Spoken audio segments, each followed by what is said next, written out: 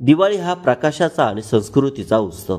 या सणात प्रत्येक मावळा आपल्या पद्धतीने किल्ल्याच्या प्रतिकृती साकारून शिवकालीन परंपरेला उजाळा देतो.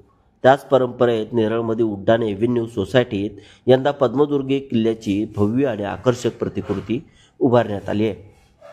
या उपक्रमामागील मुख्य उद्देश खरा पद्मदुर्ग किल्ल्याची ओळख पुन्हा लोकांपर्यंत पोहोचवणे आणि त्याच्या जतनाची गरज समाजासमोर मांडणे. या ऐतिहासिक किल्ल्याकडे आज पुरातत्व विभाग आणि पर्यटक दोघांचंही दुर्लक्ष होत असल्याने तो हळूहळू झिजत चाललाय. त्यामुळे या प्रतिकृतीतून अधिकाधिक लोकांनी पद्मदुर्गला भेट द्यावी आणि त्याच्या इतिहासाची जाण ठेवावी असा संदेश या तरुणांनी दिलाय.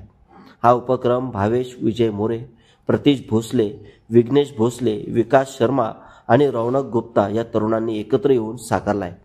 त्यांच्या प्रयत्नातून केवळ एक किल्ला नव्हे तर मराठी इतिहासाचा एक जिवंत तुकडा उभा राहिलाय. रायगड जिल्ह्यातील मुरुड जंजिरा जवळ समुद्राच्या मध्यभागी वसलेला पद्मदुर्ग किल्ला छत्रपती शिवाजी महाराजांनी इसवी सन 1676 मध्ये बांधला. सिद्धीच्या ताब्यातील जंजिरा किल्ल्यावर थेट हल्ला न करता महाराजांनी त्यांच्या जवळच पद्मदुर्ग उभारून मराठा नौदल सामर्थ्याचं प्रतीक निर्माण केलं. किल्ल्यातील बुरुज, तोफा, तलाव आणि देवळाचे अवशेष आजही त्या वैभवशाली इतिहासाची साक्ष देतात.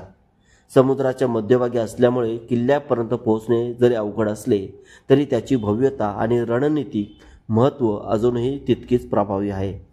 नेरळच्या तरुणांनी साकारलेली ही प्रतिकृती पाहून स्थानिक नागरिकांनी या उपक्रमाचे कौतुक केले. इतिहास जपण्याची आणि नव्या पिढीला तो सांगण्याची खरी दिवाळी अशी भावना व्यक्त केली जात आहे.